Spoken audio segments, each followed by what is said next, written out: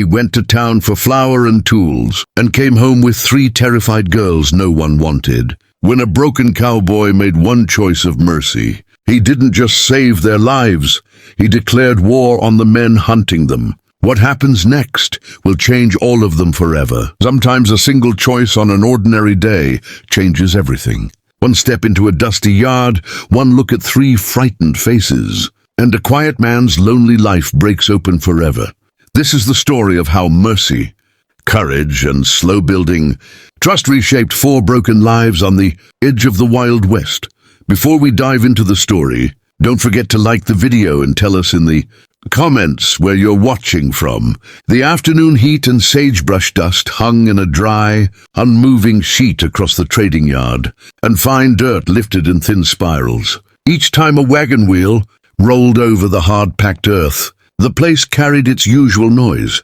Men haggling over cattle, merchants shouting prices, horses shifting restlessly at the rails. But beneath everything was a sour tension. Harlan Boone noticed the moment he swung down from his horse. He tugged his coat straight, adjusted the strap of his saddlebag, and scanned the yard the way he'd learned during years of escorting supply caravans and working long cattle drives. He didn't trust crowded spaces anymore. Not since he lost his younger brother in a raid 10 years earlier, and the memory of that night still made him cautious whenever men gathered too close. Harlan had come to town for practical reasons only. He needed new hinges for the barn door, a sack of salt, a tool handle to replace the one he'd cracked last week, and enough flour to last through the coming month. His homestead lay far from the main trail, built against a dry canyon wall where few people traveled, and he liked it that way. Solitude kept things predictable. No one asked questions. No one tried to pry into the years he spent drifting after. The raid that took the boy he'd raised like a son. He walked toward the trading post with slow, deliberate steps. But an unusual crowd near the far end of the yard caught his eye. Men stood shoulder to shoulder, some leaning over a rail, others pushing forward for a better look. Their voices didn't match the usual bargaining tone. Instead, there were short bursts of laughter, sharp calls, and the sound of a wooden stick striking against a platform. Harlan's stomach tightened. He recognized the rhythm of something he'd seen before on the trail, something involving people who couldn't defend themselves. He angled his steps toward the commotion, his boots scraping lightly through loose dirt. With each stride, his breath grew a little tighter. He wanted to believe it was just another livestock trade. But the longer he listened, the harder it became to ignore the sense of dread building in his chest. His heartbeat thudded in a steady, controlled rhythm, the same way it did before gunfire broke out on long escort rides. When he reached the platform, he stopped so abruptly that a man behind him muttered under his breath. 3 Apache girls stood on the boards with their wrists tied by thin rope. The restraint looked lazy, as if the men who captured them hadn't bothered to secure it because they expected the girls to be too exhausted to resist. The oldest held herself upright despite shaking arms. Her long black hair hung in stiff, tangled strands that pointed to days of rough travel. The middle girl stayed pressed to her side, breathing in short, uneven pulls as she watched the men below. The youngest hid behind both of them, her thin shoulders jerking each time someone in the crowd shouted. A man wearing a red scarf tapped the rail again with a stick. 3 workers, he called out, taken from a camp east of the ridge. Good for chores. Strong enough if you know how to handle them. Harlan felt something shift inside him with painful clarity. He had seen enough raids in his life to know what these girls had gone through before arriving here. His mind flicked to the image of his brother lying on the ground, breath slowing, chest torn open, and the helplessness that swallowed him as he tried to stop the bleeding.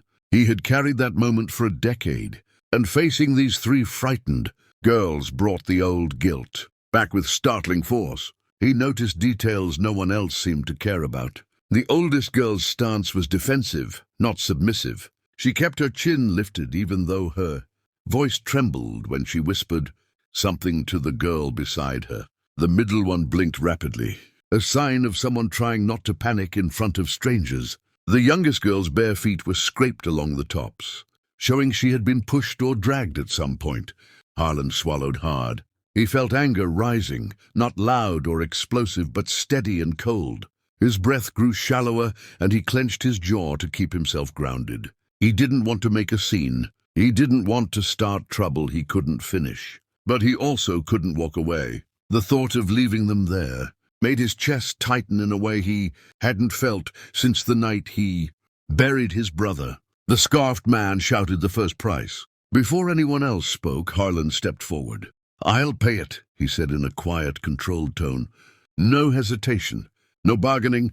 He reached into his coat and pulled out the money he'd been saving for winter repairs. His hand shook slightly, not from fear, but from a rush of adrenaline he kept carefully contained. The scarfed man stared at him. "For all three, yes, cash?" Harlan placed the bills into the man's palm without counting. He didn't care about the amount anymore. He just wanted the noise around the girls to stop. The man flipped through the stack, satisfied, and shoved the rope toward him. Harlan didn't touch it.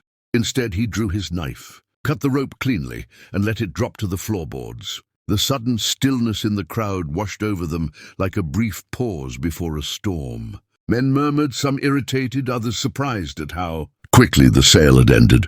Harlan ignored them all. He turned to the girls, speaking evenly so they could hear the meaning in his words. Even if they didn't catch every syllable, "You're coming with me. You're safe now." The oldest stared at him, studying his face the same way she would study a threat. She looked for something hidden, something dangerous, something familiar to the man who had dragged her here. She found nothing but a tired man holding steady under his own weight. The middle girl clung to her arm. The youngest blinked up at him with wide, frightened eyes. Harlan didn't touch any of them. He simply walked toward the wagon he'd left near the trough, making sure his pace was slow enough that they could choose to follow or refuse. They followed. The oldest climbed onto the wagon first. The middle girl lifted the youngest by the elbow to help her up. Harlan took the driver's seat, gathered the reins, and kept his voice low when he spoke to the horse, giving the girls time to settle before the wagon began to move. The wheels rattled across the yard. No one stopped them. No one tried to reclaim the girls. The auction noise faded behind them, replaced by the steady creak of wood and the soft sound of wind brushing across their path. Harlan didn't look back at the trading post. He didn't need to. Something inside him had already shifted. What started as a supply trip had turned into a responsibility he hadn't expected but couldn't ignore. 3 girls sat behind him, frightened, exhausted, and waiting to see what kind of man he really was. As the wagon rolled toward the open plains and the long road home, Harlan Boone knew only one thing with absolute certainty. Returning to his quiet life alone was no longer possible. The decision had been made the moment he saw their faces. A new chapter of his life had begun, and turning back wasn't an option. The sky had shifted to a pale orange by the time. Harlan Boone guided the wagon off the main trail and toward the narrow path leading to his land. The air cooled quickly with every mile they moved away from town, and the girls sat close together in the back, their shoulders pressed tightly as if any space between them felt unsafe. None of them spoke. None of them tried to climb down. They watched the changing landscape with guarded attention, unsure whether they were being taken somewhere safe or simply to another place of uncertainty. Harlan kept his eyes forward, hands steady on the reins. He could feel their fear without looking, and the weight of it pressed against him in a way he hadn't expected. His original mission for the day, buy supplies and return home, had shifted into something far more complicated. He hadn't planned for visitors. He hadn't prepared a room. He hadn't used the spare cot in years. But he also knew there was no turning them away now. A faint breeze carried the dry smell of sage as they reached the ridge above his homestead. From there the land stretched wide in every direction. A small corral with 2 horses grazing, a smokehouse built from salvaged lumber, a one-room cabin set against the gentle slope of a canyon wall. The property looked modest and worn, but it was quiet, and quiet meant safety. Harlan pulled the wagon to a stop near the porch and glanced back at the girls. Their expressions tensed even more now that they faced an unknown place. The oldest girl studied the cabin with sharp, calculating eyes. The middle one scanned, every corner of the yard, as though expecting someone to jump out of hiding. The youngest stared at the ground, her hands gripping the side rail of the wagon. "You can get down," Harlan said, keeping his tone steady and controlled. The oldest girl moved first. She dropped lightly to the ground, landing with practiced caution. The middle followed, staying close enough that their arms brushed. The youngest hesitated, then climbed down slowly, her legs shaking from exhaustion and nerves. Harlan stepped aside as they approached the porch. He unlocked the cabin door and stood back so they could enter without feeling cornered. The girls exchanged uncertain glances before stepping inside one at a time. The interior smelled of wood smoke and dry cedar. A small stove sat near the corner with a stack of chopped logs beside it. The bed was neatly made, though clearly used often. A table with 2 chairs stood under the only window, and the spare room, more of a storage space, held a folded cot, tools, and a few crates of dried goods. The girls paused just past the doorway. They didn't touch anything. They didn't move farther than necessary. They stayed bunched together, waiting for his next action with stiff posture. Harlan cleared his throat once, feeling oddly self-conscious in his own home. "You can stay in there," he said, nodding toward the spare room. "Door doesn't lock. Use it how you want." The oldest girl's eyes flicked toward the shed outside as if checking his intentions. He caught the meaning. "I'll sleep out there tonight," he added. "Gives you space." A subtle shift crossed their faces, small, almost unnoticeable. Changes in their posture that showed a sliver of relief, or at least less fear. The youngest stepped toward the stove, drawn to the warmth. Her fingers hovered a moment over the metal door before she pulled back, unsure if she was allowed to use it. "You can sit," Harlan said quietly. "You can rest." She lowered herself onto the edge of the table bench without looking up. Asha, the oldest, finally spoke, her voice steady but tight. "Why help us?" Harlan met her gaze. He didn't look away. "Because leaving you there wasn't something I could do." She held his stare, searching for lies. She didn't find any, but she didn't relax either. Trust wasn't something she could offer after what she'd endured. Telina, the middle girl, stepped in front of her younger sister, as if shielding her from something unseen. The instinct told Harlan more about their past than any words could. He didn't push further. He didn't ask questions. Instead, he walked to the shelf, took down a blanket and placed it folded on the table. "There's more in the storage room. Take what you need." He stepped back out onto the porch, shutting the door quietly behind him to give them privacy. Outside, the evening air grew colder.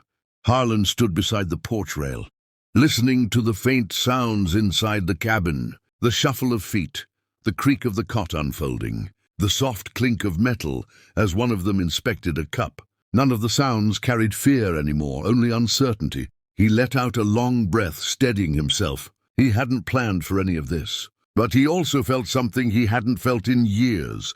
Purpose, not excitement, not pride, something quieter, something simpler. The knowledge that he had done the right thing. Inside the cabin, the 3 girls arranged the small room with quiet efficiency. Asha checked the window latch to make sure it worked. Telina inspected the crates of food, surprised by the abundance compared to what they had eaten recently.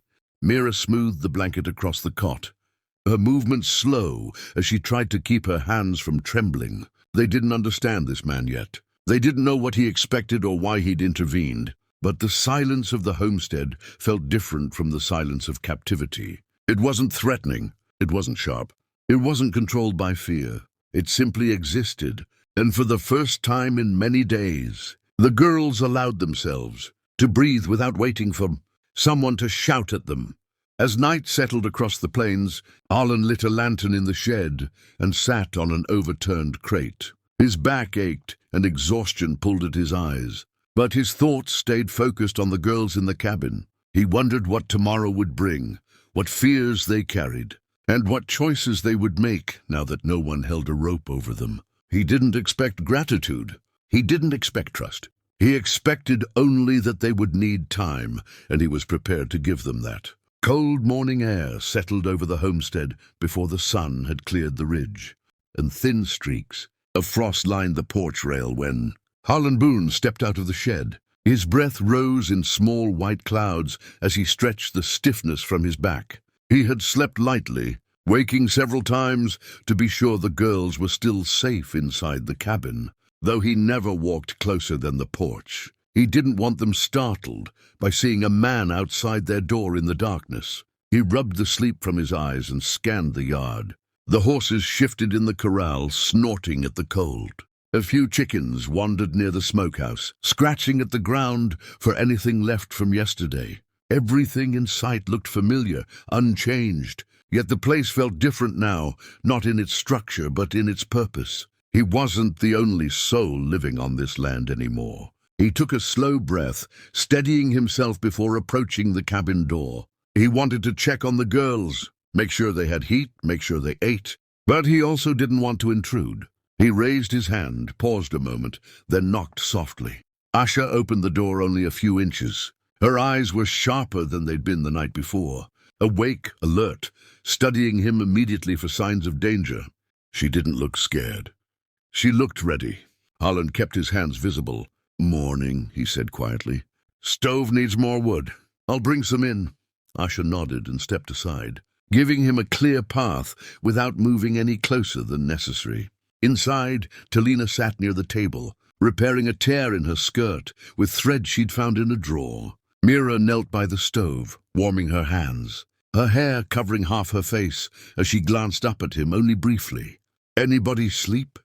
Harlan asked, setting an armload of wood down beside the stove. Talina answered first, her voice quiet but steady. "Some." Mira didn't speak, but she reached for a piece of wood and placed it gently into the stove, as if showing she understood how the cabin worked and wanted to help.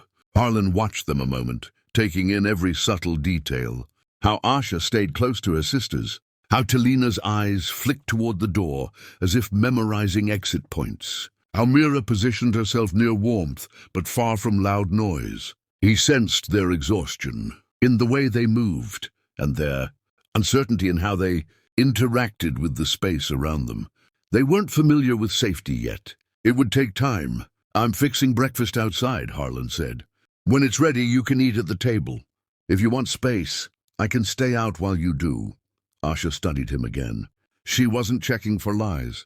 She was checking for patterns, habits, anything that hinted at what kind of man she was dealing with. He stayed still, letting her assess him. "Thank you," she said finally, the words short and precise.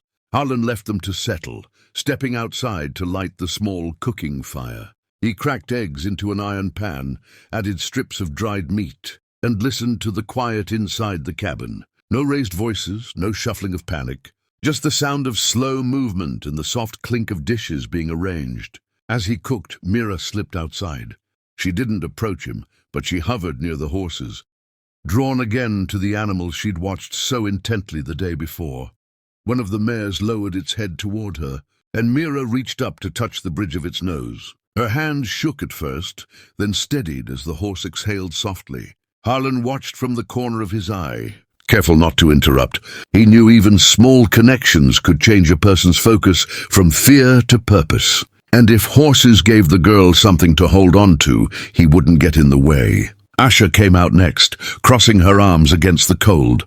She looked over the yard slowly, evaluating every structure the same way a scout would. Harlan realized she wasn't simply cautious. She was deciding if this place could become a real refuge, or if it was just another stop in a long run from danger. Talina stepped outside a moment later, rubbing her hands together. She looked less guarded than her sister, but still watched Harlan's movements closely. Breakfast finished. He carried the pan inside and set it on the table before stepping back outside without being asked. He waited near the porch rail, allowing them privacy as they ate. Through the window he saw the three girls sit close together, sharing food in quiet bites. No arguments, no hesitation. They handled the meal like people who had learned to make the most of whatever they were given. When they finished, Asha opened the door and stood in the doorway, not stepping out yet. "We will help here," she said.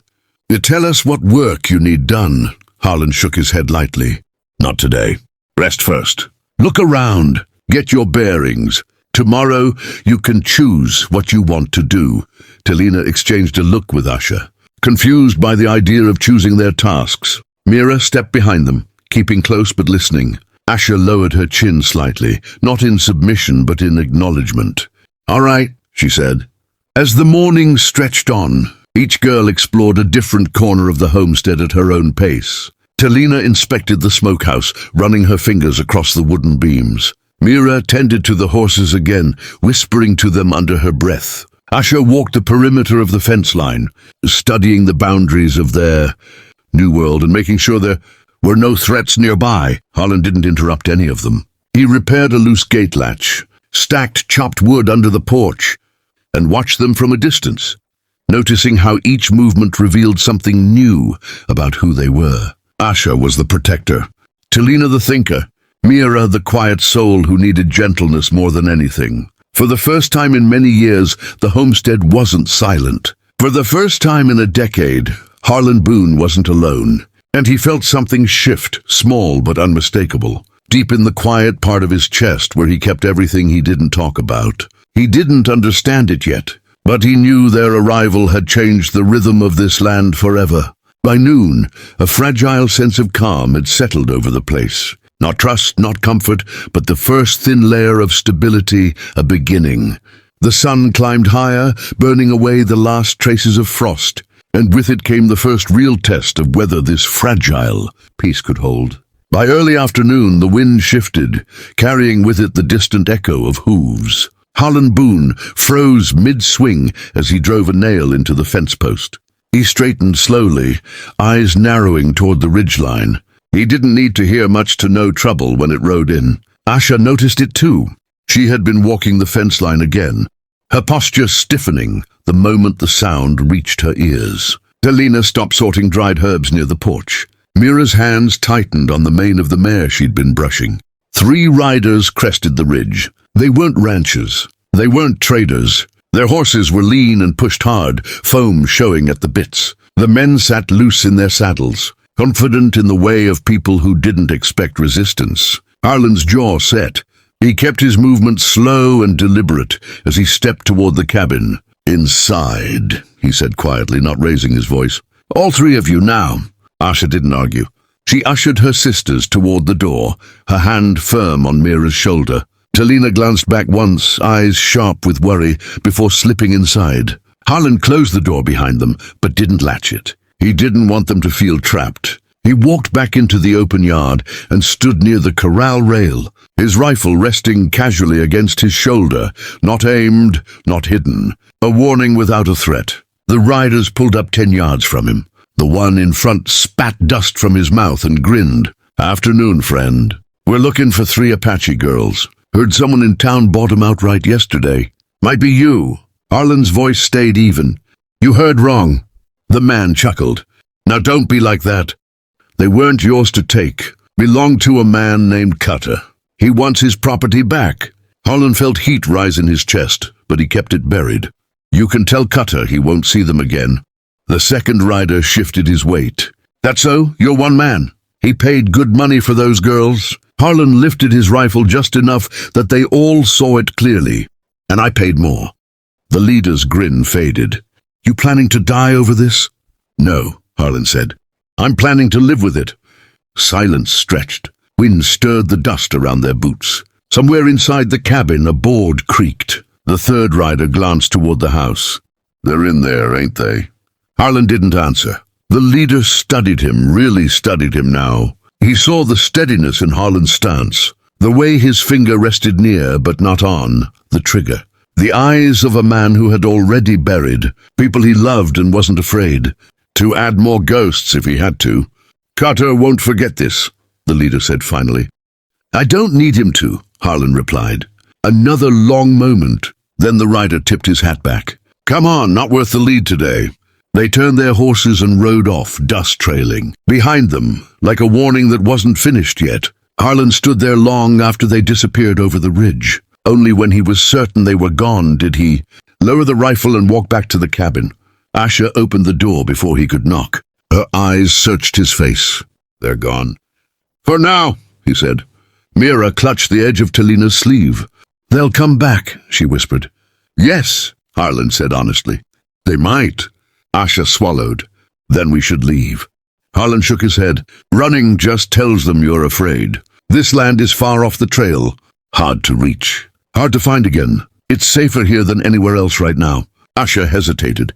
She wasn't used to men who spoke plainly and didn't promise miracles. She nodded slowly. All right. That night, Harlan moved his bedroll into the cabin, but not into their room. He slept near the stove, rifle within arm's reach. No one slept much. Days passed. No riders returned. Instead, something quieter began to take shape. Talina took charge of the food. She learned Harlan's stores, rationed what they had, and surprised him by baking bread from scratch using an old sourdough starter he'd nearly forgotten about. Mira spent every spare hour with the animals. She brushed the horses, fed the chickens, and started naming them softly under her breath. The mare became Cloud, the rooster Redfoot. Asha learned the land.